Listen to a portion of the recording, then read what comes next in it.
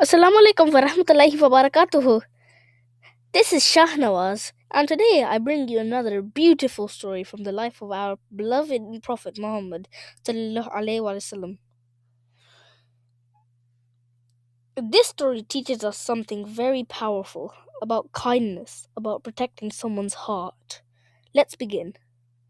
Once the people of Medina would bring their first harvest to the Prophet sallallahu alaihi wasallam. They loved him deeply, and he always shared everything with his companions. One day, a poor man came carrying a small bunch of grapes. He placed it near the Prophet ﷺ and said with sincerity, "O Prophet of Allah, please accept this small gift from me." He didn't have much, but he gave with love. The Prophet ﷺ thanked him warmly. He took one grape, then another, and another. He continued smiling until he finished the entire bunch by himself. The poor man watched, his face glowing with happiness, and he left with a joyful heart. The companions were surprised. Usually the Prophet ﷺ would always share whatever he received, so one companion asked respectfully, "O Prophet of Allah, why did you eat all the grapes alone today?"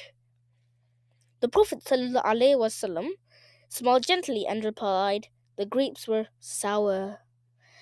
If I had offered them to you, someone might have made a face or shown dislike, and that would have hurt the feelings of the poor man. So I ate them all with a smile to protect his heart." What do we learn from this? True kindness is not only in giving, it is also in protecting someone's feeling. Accept gifts with gratitude, even if they are small. And remember, good manners are more important than good taste. Such was the noble character of our beloved Prophet Muhammad sallallahu alaihi wasallam. If this story touched your heart, share it with someone who needs a reminder. This is Shah. Thank you for listening. Assalamu alaikum wa rahmatullahi wa barakatuhu. Make sure to like and subscribe to our channel. Thank you. Bye. Allah Hafiz.